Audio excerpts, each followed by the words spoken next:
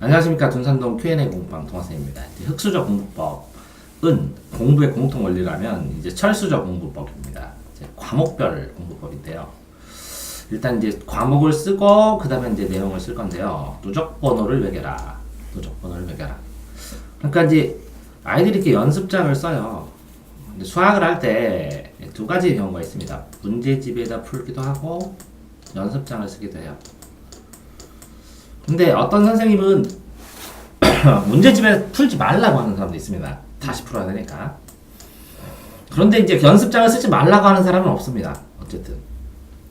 그 다음에 수학을 푸는데 샤프로 써라 이렇게 하는 선생님도 있는데 저는 볼펜을 써라. 왜? 샤프 부러지고 그 다음에 샤프를 쓰는데 이렇게 이 볼펜으로 그냥 풀어도 상관이 없는 상황인데 이게 지우면 이 지운 거를 이렇게 두 줄만 긋고 나중에 이 틀린 계산 과정을 복원할 수 있기 때문에 나는 지우개로 지울 시간이 없다라는 주의거든요. 그래서 샤프로 쓰지 말라고 하는데 어쨌든 수능 샤프를 주잖아요. 그러니까 샤프로 풉니다 아이들이. 그런 상황에서 명확하게는 그런 것 같아요. 쉬운 거는 문제집에다 풀어버려서 없애버리는 게 맞는 것 같고요. 어려운 거는 연습장. 이건 뭐라고요? 쉬운 거. 쉬운 거. 연습장은요? 어려운 거. 그런데 쉬운 거 어려운 걸 다 연습장에다 풀어도 된다는 거죠. 네.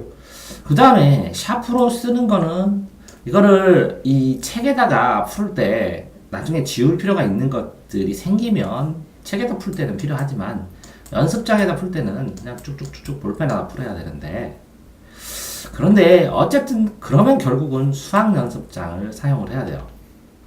그래서 수학 연습장을 쓰는데 이렇게 긴 기간이 되면 이렇게 반절로 접어서 그냥 쓰면 되는데요. 아이들이 연습장을 쓰는데 첫 번째 아쉬운 게 뭐냐면 번호를 매겼으면 좋겠어요.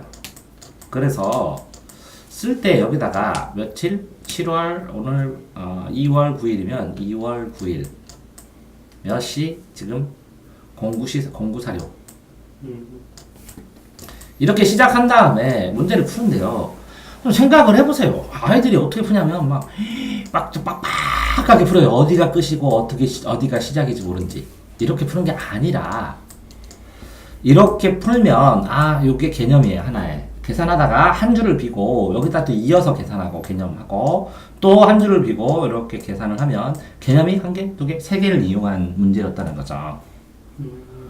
그러면 이 공간이 얼마나 돼야 되냐, 한 문제의 공간이. 보통 여기에 이렇게 문제가 써 있어요. 그 다음에 여기 텅 비어 있잖아, 모의고사는. 네.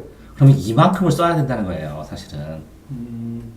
그러니까 얼마큼의 공간을 활용해서 쓰는 게 좋습니까? 그러면 모의고사 시험이나 시험지의 공간을 염두에 두고 그만큼 공간을 활용해서 쓰는 거죠.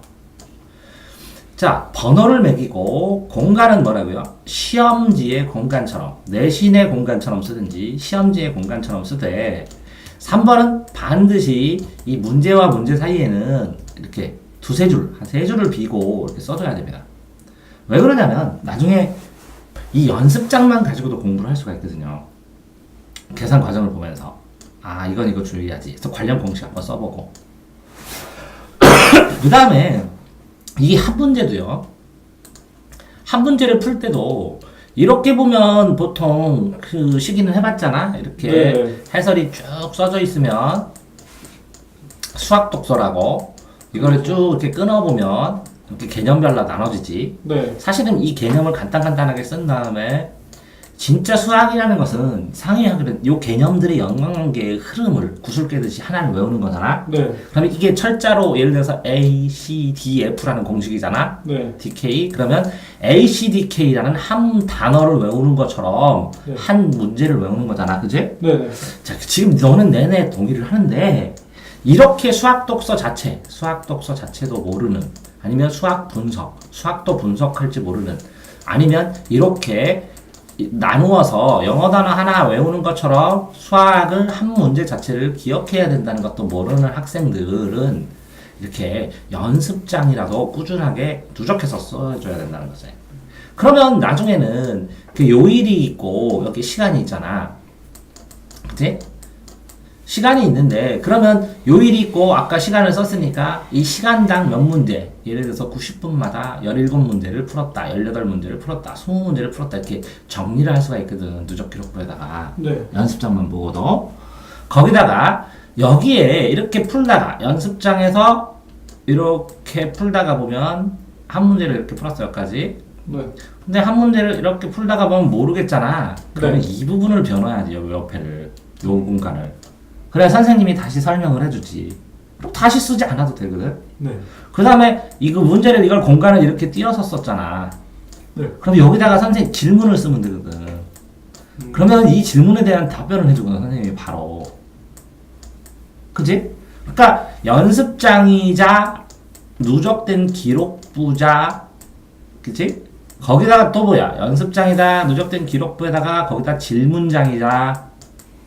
그지? 네. 거기다 복습할 수 있는 반복 복습할 수 있는 요점 정리가 되는 거거든.